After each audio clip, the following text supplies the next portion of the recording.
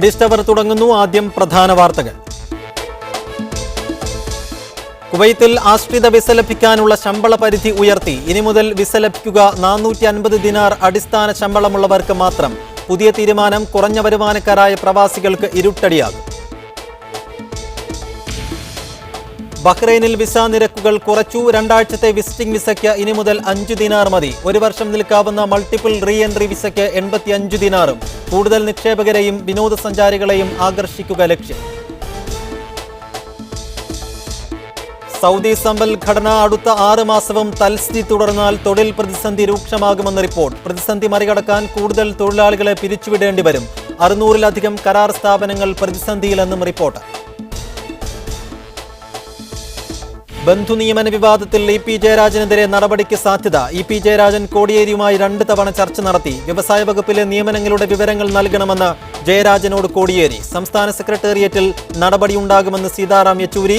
ജയരാജന്റെ ബന്ധു Deepthi Kannur clay and ceramics general manager സ്ഥാനം രാജിവെച്ചു. കണ്ണൂരിൽ വീണ്ടും രാഷ്ട്രീയ കൊലപാതകം. പിണറായിയിൽ BJP പ്രവർത്തകൻ വെട്ടേറ്റ് മരിച്ചു. ഇരുവിഭാഗവും അക്രമം തുടരുന്നതിനാൽ നടപടിയെടുക്കാൻ പോലീസിന് പരിമിതിയുണ്ടെന്ന് IG ദിനേന്ദ്ര കശ്യപ്. നാളെ സംസ്ഥാനത്ത് BJP ഹർത്താൽ. പിണറായി വിജയൻ ആഭ്യന്തര വകുപ്പ് ഒഴിയണമെന്ന് കോൺഗ്രസ്. വാർത്തകളിലേക്ക് വിശദമായി. സൗദിയിലെ സമ്പദ്ഘടന അടുത്ത 6 മാസവും നിലവിലെ അവസ്ഥയിൽ തുടരുകയാണെങ്കിൽ തൊഴിൽ പ്രതിസന്ധി രൂക്ഷമാകുമെന്ന് റിപ്പോർട്ട്. പ്രതിസന്ധി മറികടക്കാൻ നിരവധി തൊഴിലാളികളെ പിരിച്ചുവിടേണ്ടി വരുമെന്ന് സൗദി കൗൺസിൽ ഓഫ് ചേംബേഴ്സിന്റെ റിപ്പോർട്ട് വ്യക്തമാക്കുന്നു.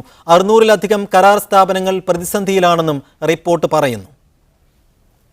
ആഗോളതലത്തിലെ എണ്ണവില തകർച്ച സൗദിയുടെ സമ്പദ്ഘടനയിൽ വലിയ മാറ്റങ്ങൾ വരുത്തുകയാണ്. ഇതിനെ മറികടക്കാൻ വിയർക്കുകയാണ് വൻകിട കമ്പനികളും. എണ്ണവില കൂപ്പുകുത്തിയതോടെ നിരവധി കരാറുകൾ റദ്ദാക്കി.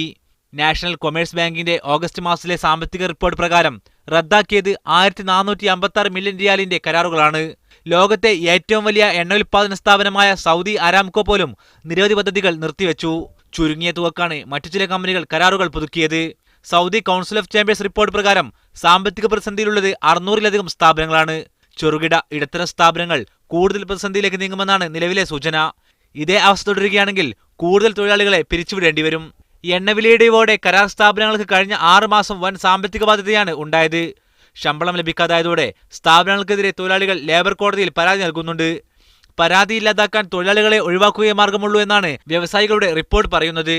സർക്കാർ മേഖലയിൽ നടപ്പിലാക്കിയ ശമ്പളം വെട്ടിച്ചുരുക്കൽ പ്രക്രിയ സ്വകാര്യ മേഖലയിൽ നടപ്പിലാക്കേണ്ടി വരുമെന്നും റിപ്പോർട്ട് പറയുന്നു. Muhammad Sharif, media 1, Dammam.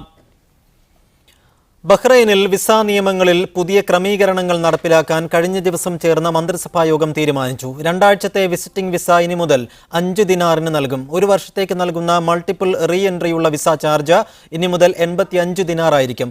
3 മാസത്തെ multiple re entry visiting visa എടുക്കുന്നവർക്ക് രാജ്യത്ത് തങ്ങാൻ കഴിയുന്ന കാലയളവ് 2 ആഴ്ചയിൽ നിന്ന് 1 മാസത്തേക്ക് നീട്ടാനും മന്ത്രിസഭാ യോഗം തീരുമാനിച്ചു. കൂടുതൽ നിക്ഷേപകരെയും വിനോദസഞ്ചാരികളെയും ആകർഷിക്കുന്നതിനാണ് വിസ സമ്പ്രദായത്തിൽ മാറ്റം വരുത്തിയത്. അബുദാബിയിൽ വാഹന ഗതാഗത നിയമലംഘന കേസുകളിലെ പിഴയിളവ് ഒഴിവാക്കിയ ഓഗസ്റ്റ് 1 മുതൽ ഗതാഗത നിയമലംഘനങ്ങളിൽ വൻ കുറവ്. ജൂൺ ജൂലൈ മാസങ്ങളിലെ നിയമലംഘനങ്ങളും ഓഗസ്റ്റ് സെപ്റ്റംബർ മാസങ്ങളിലെ നിയമലംഘനങ്ങളും താരതമ്യം ചെയ്ത് അബുദാബി പോലീസ് ബുധനാഴ്ച പുറത്തിറക്കിയ വാർത്താക്കുറിപ്പിലാണ് ഇക്കാര്യം വ്യക്തമാക്കുന്നത്. അമിത വേഗതയ്ക്കുള്ള പിഴയിൽ 17%, വാഹനങ്ങൾക്കിടയിൽ നിശ്ചിത അകലം പാലിക്കാത്തതിലുള്ള പിഴ 13%, പെട്ടെന്നുള്ള ഗതിമാറ്റം നടത്തുന്നതിനുള്ള പിഴ 17% എന്നിങ്ങനെയാണ് ജൂൺ ജൂലൈ മാസങ്ങളെ അപേക്ഷിച്ച് ഓഗസ്റ്റ് സെപ്റ്റംബർ മാസങ്ങളിൽ കുറവ് വന്നിട്ടുള്ളത്. വാഹനങ്ങൾ വലതുപാതയിൽ നിന്ന് മറികടക്കുന്നതും വലിയ വാഹനങ്ങൾ ആവശ്യമായ സുരക്ഷാ സംവിധാനങ്ങളില്ലാതെ ഓടിക്കുന്നതും കുറഞ്ഞിട്ടുണ്ട്. അതേസമയം വാഹനം ഓടിക്കുന്നതിനിടെ ഫോൺ ഉപയോഗിച്ച കേസുകൾ ചെറിയ തോതിൽ വർദ്ധിച്ചിട്ടുണ്ടെന്നും വാർത്താക്കുറിപ്പിൽ അറിയിച്ചു. അപകടങ്ങൾ ഒഴിവാക്കുന്നതിനും റോഡ് ഉപയോഗിക്കുന്ന എല്ലാവരുടെയും സുരക്ഷിതത്വത്തിനും വാഹനമോടിക്കുന്നവർ ഗതാഗത നിയമങ്ങൾ പാലിക്കണമെന്ന് അബുദാബി പോലീസ് ട്രാഫിക് പെട്രോൾ ഡയറക്ടറേറ്റിന്റെ പിഴ കണ്ടുകെട്ടൽ വിഭാഗം തലവൻ കേണൽ മുഹമ്മദ് സാലിം അൽ ഷേഹി നിർദ്ദേശിച്ചു. 2010-ലാണ് ഗതാഗത പിഴകളിൽ 50% ഇളവ് അനുവദിച്ചു തുടങ്ങിയത്.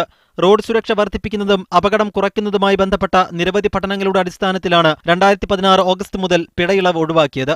2030 വിഷൻ പദ്ധതി പ്രകാരം റോഡ് അപകടങ്ങളിലെ മരണം 1 ലക്ഷം പേരിൽ 5% എന്ന നിലയ്ക്ക് കുറയ്ക്കാനാണ് അധികൃതർ ലക്ഷ്യമിടുന്നത്.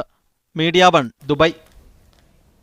ഗൾഫ് രാജ്യങ്ങളിലെ സ്വദേശികളിൽ ഭൂരിഭാഗവും ആഗ്രഹിക്കുന്നത് സർക്കാർ ജോലിയെന്ന് പഠന റിപ്പോർട്ട്.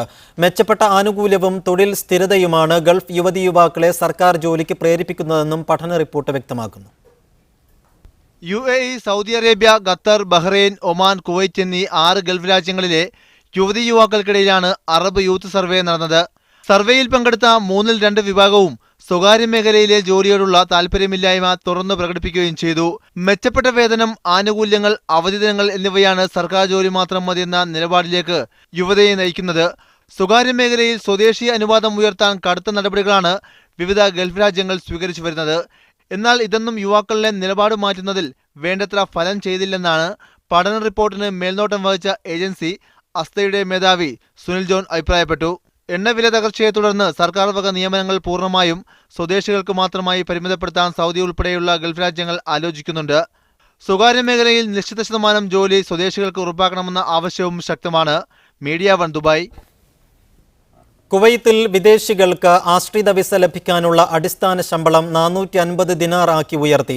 ഒന്നാം ഉപപ്രധാനമന്ത്രിയും ആഭ്യന്തരമന്ത്രിയുമായ ഷെയ്ഖ് മുഹമ്മദ് അൽ ഖാലിദ് അൽ ഹമദ് അസ്സബാഹ് ആണ് ബുധനാഴ്ച ശമ്പള പരിധി സംബന്ധിച്ച പ്രത്യേക ഉത്തരവിറക്കിയത്.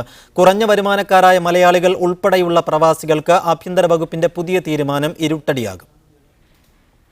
250 ദിനാറായിരുന്നു ഇതുവരെ കുടുംബ വിസ ലഭിക്കുന്നതിനുള്ള ഏറ്റവും കുറഞ്ഞ ശമ്പളം. ഇതാണ് പുതിയ ഉത്തരവിലൂടെ 450 ദിനാറാക്കി ഉയർത്തിയത്. ആഭ്യന്തരമന്ത്രി ഒപ്പിട്ട ഉത്തരവിന്റെ കോപ്പി ബന്ധപ്പെട്ട ഡിപ്പാർട്ട്മെന്റുകൾക്ക് കൈമാറിയിട്ടുണ്ട്.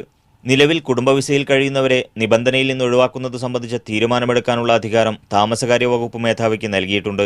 ഇതുപ്രകാരം 450 ദിനാറിൽ താഴെ ശമ്പളം വാങ്ങുന്നവർ കുടുംബ വിസ പുതുക്കുമ്പോൾ താമസകാര്യ വകുപ്പ് മേധാവിയുടെ NOC ഹാജരാക്കേണ്ടി വരും. അതേസമയം 14ഓളം വിഭാഗങ്ങളെ അടിസ്ഥാന ശമ്പള നിബന്ധനയിൽ നിന്ന് ഒഴിവാക്കിയിട്ടുണ്ട്. സർക്കാർ സർവീസിലുള്ള നിയമോപദേശകൻ, ജഡ്ജി, അധ്യാപകർ, psychologist, lab technician, nurse, health technician, pharmacist തുടങ്ങിയ തസ്തികകൾക്ക് പുതിയ ശമ്പള പരിധി ബാധകമാകില്ല. മാധ്യമപ്രവർത്തകൻ, പൈലറ്റ്, എയർ ഹോസ്റ്റസ്, കായിക പരിശീലകൻ, എഞ്ചിനീയർ, പള്ളി ഇമാം, മുഅദ്ദിൻ, ജുമാ പ്രഭാഷകർ, ഖുർആൻ മനപ്പാടമുള്ളവർ, മൃതദേഹങ്ങൾ സംസ്കരിക്കുന്നവർ എന്നിവർക്കും ഇളവുണ്ട്. കുടുംബ വിസ ലഭിക്കാനുള്ള ശമ്പള സ്കെയിൽ ഒറ്റയടിക്ക് 450 ദിനാറായി ഉയർത്തിയത് രാജ്യത്തെ റിയൽ എസ്റ്റേറ്റ് മേഖലയിലും പ്രത്യാഘാതങ്ങൾ സൃഷ്ടിക്കുമെന്നാണ് വിലയിരുത്തപ്പെടുന്നത്. Muneer Ahmed, media 1, Kuwait city. ഈ വാർത്തയുടെ കൂടുതൽ വിശദാംശങ്ങൾ നൽകാൻ ഞങ്ങളുടെ പ്രതിനിധി മുനീർ അഹമ്മദ് കുവൈത്തിൽ നിന്നും ചേരുന്നു. മുനീർ, ഏതു സാഹചര്യത്തിലാണ് സർക്കാർ ഇത്തരത്തിലുള്ള ഒരു നടപടിയിലേക്ക് എത്തുന്നത്? ഏത് തരത്തിലുള്ള തിരിച്ചടിയാണ് ഇത് പ്രവാസികൾക്കുണ്ടാക്കുക? സൈഫുദ്ദീൻ, 12 വർഷങ്ങൾക്ക് ശേഷമാണ് കുവൈത്തിൽ ഈ അടിസ്ഥാന ശമ്പളം പരിഷ്കരിക്കുന്നത്. സത്യത്തിൽ ഇന്ന് നേരത്തെ 2004 ആഭ്യന്തര മന്ത്രാലയം പുറപ്പെടുവിച്ച ഉത്തരവിനെ റദ്ദാക്കുകയാണ് ചെയ്തിരിക്കുന്നത്. നേരത്തെ 2004 450 ദിനാറായിരുന്നു കുടുംബത്തെ കൊണ്ടുവരുന്നതിനുള്ള അടിസ്ഥാന ശമ്പളം. അത് പിന്നീട് പ്രത്യേക ഉത്തരവിലൂടെ 250 ദിനാറാക്കി കുറച്ചിരുന്നു. നമുക്കറിയാം, അടുത്ത കാലത്തായി കുവൈത്തിൽ വലിയ തോതിലുള്ള വിദേശി സാന്നിധ്യത്തിന്റെ. മുനീർ അഹമ്മദാണ് കുവൈത്തിൽ നിന്നും വിവരങ്ങൾ നൽകിയത്. കുവൈത്തിൽ വിദേശികൾക്ക് ആശ്രിത വിസ ലഭിക്കാനുള്ള അടിസ്ഥാന ശമ്പളം 450 ദിനാറാക്കി ഉയർത്തിയിരിക്കുന്നു. അതിന്റെ വിവരം മുനീർ അഹമ്മദ്, തുടരാം. ഹലോ, കേൾക്കാം, പറഞ്ഞോളൂ. ഹലോ മുനീർ അഹമ്മദിന് കേൾക്കാവോ? കേൾക്കാം. തുടർന്നോളൂ.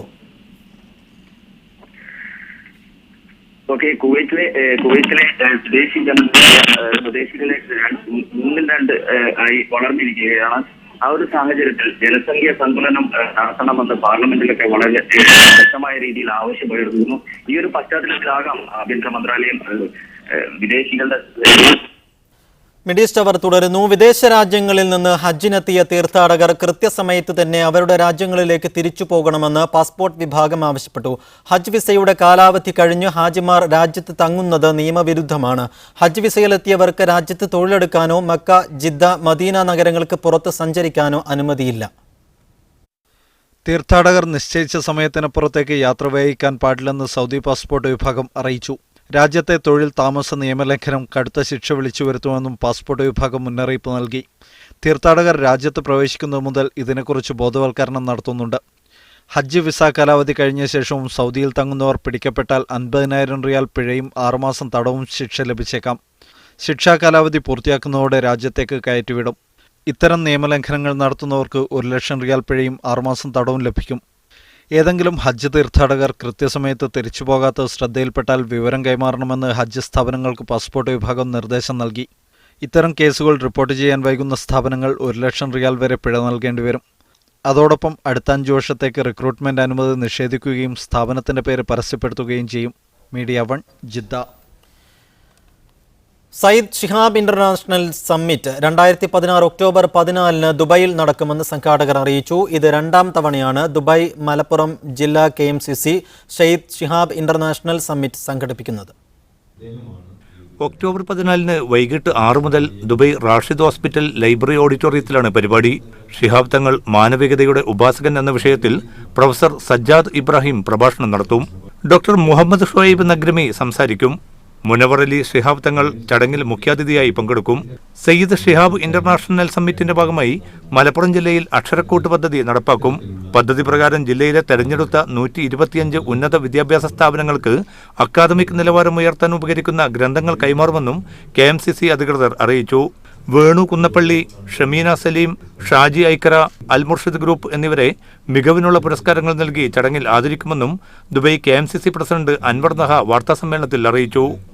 Media 1 Dubai. ദുബൈയിലെ ക്രിക്കറ്റ് സ്പെറോ അക്കാദമിയുടെ 1ാം വാർഷികാഘോഷത്തിൽ മുഖ്യാതിഥിയായി മുൻ Indian cricket team captain Muhammad Azharuddin പങ്കെടുക്കും. വെള്ളിയാഴ്ച മത്തേ പ്ലാസ റെസ്റ്റോറന്റ് ആൻഡ് കഫേയിലെ ദറജ് അൽ യാസ്മിനിൽ വൈകിട്ട് 6-നാണ് ആഘോഷ പരിപാടികൾ തുടങ്ങുക. അക്കാദമിയിലെ തെരഞ്ഞെടുക്കപ്പെട്ട ട്രെയിനികൾക്ക് 13, 14, 15 തീയതികളിൽ അസ്ഹറുദ്ദീൻ ക്രിക്കറ്റ് പരിശീലനം നൽകുമെന്നും ക്രിക്കറ്റ് സ്പെറോ അധികൃതർ വാർത്താസമ്മേളനത്തിൽ അറിയിച്ചു.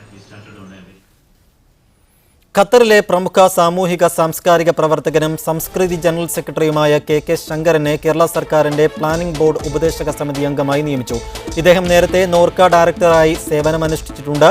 13ാം പഞ്ചവത്സര പദ്ധതിയിലേക്ക് റിപ്പോർട്ടുകളും നിർദ്ദേശങ്ങളും സമർപ്പിക്കുകയാണ് സമിതിയുടെ ലക്ഷ്യം.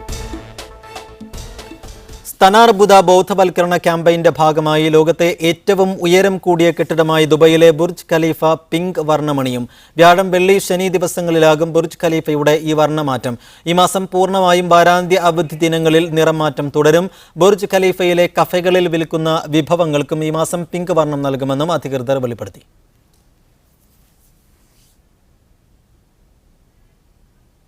വ്യാഴം, വെള്ളി, ശനി ദിവസങ്ങളിൽ റിയാദ് നഗരത്തിൽ ജലവിതരണത്തിൽ നിയന്ത്രണമുണ്ടാകുമെന്ന് നാഷണൽ വാട്ടർ കമ്പനി അറിയിച്ചു. റിയാദിലേക്ക് ശുദ്ധജലം എത്തിക്കുന്ന ഭീമൻ പൈപ്പുകളിലൊന്ന് മെട്രോ ജോലിക്ക് കുറുകെ വരുന്നതിനാൽ ഇത് മാറ്റിപ്പണിയുന്നതിന്റെ ഭാഗമായാണ് നിയന്ത്രണം. വ്യാഴാഴ്ച മുതൽ 72 മണിക്കൂർ നേരത്തേക്ക് ജലവിതരണത്തിൽ ഭംഗം നേരിട്ടേക്കുമെന്ന് നാഷണൽ വാട്ടർ കമ്പനി വ്യക്തമാക്കി. ജലവിതരണം മുടങ്ങുന്ന പ്രദേശങ്ങളിൽ പകരം സംവിധാനത്തിലൂടെ വെള്ളമെത്തിക്കാൻ കമ്പനി അധികൃതർ ശ്രമം നടത്തും. റിയാദ് നഗരത്തിന്റെ പടിഞ്ഞാറ് ഭാഗത്തുള്ള വലിയ പൈപ്പ് ലൈനാണ് തിരിച്ചുവിടുന്നത് എന്നതിനാൽ ആ ഭാഗത്തേക്ക് കൂടുതൽ ജലക്ഷാമം അനുഭവപ്പെടും. ഹുസൈനിയയുടെ ഫോട്ടോ എടുത്തതിന്റെ പേരിൽ അറസ്റ്റിലായ 2 ഇറാൻ പൗരന്മാരെ കുവൈത്ത് പോലീസ് വെറുതെ വിട്ടു. കഴിഞ്ഞയാഴ്ചയാണ് ഹവല്ലിയിലെ ഹുസൈനിക്ക് മുമ്പിൽ നിന്ന് സംശയകരമായ സാഹചര്യത്തിൽ ഇറാനിയൻ യുവാക്കളെ പിടികൂടിയത്. കുവൈത്തിൽ താമസാനുമതിയുള്ള ഇവരെ മുൻകരുതലിന്റെ ഭാഗമായാണ് അറസ്റ്റ് ചെയ്തതെന്നും മറ്റു ലക്ഷ്യങ്ങളൊന്നുമില്ലെന്നും വ്യക്തമായതോടെ വിട്ടയക്കുകയായിരുന്നുവെന്നും കുവൈത്തിലെ ഇറാൻ അംബാസിഡർ അലി റിദ അൽ ഇനായത്തി പറഞ്ഞു.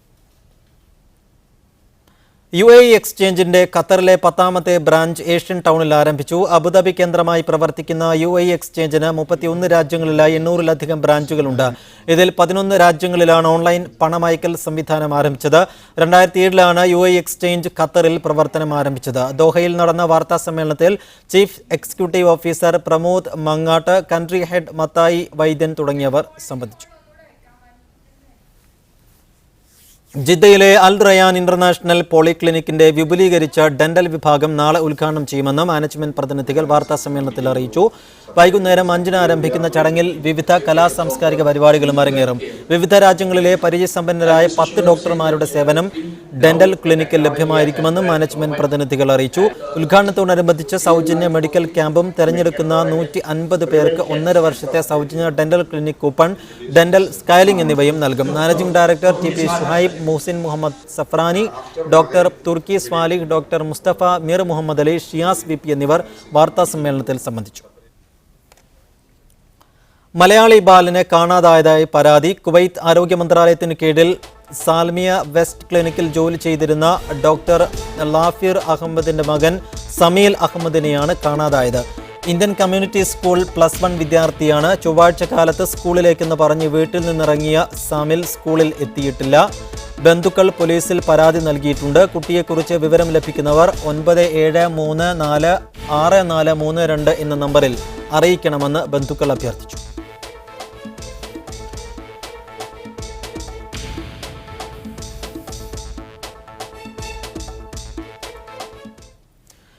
ദോഹയിലെ ബിസിനസ്സുകാരനും ദീർഘകാല പ്രവാസിയുമായ തലശ്ശേരി പെരിങ്ങത്തൂർ കോളോത്ത് അലിയാർ ഹാജി ഹമദ് ആശുപത്രിയിൽ അന്തരിച്ചു. 66 വയസ്സായിരുന്നു. മിന്റ് ഗ്രൂപ്പ് ബിസിനസ് സംരംഭകനായിരുന്നു. ഭാര്യ നഫീസ, മക്കൾ സെയ്ഫ്, ജാഫർ, സുഫാദ്, ഫസൽ, ഫായിസ്, ഹക്കീം.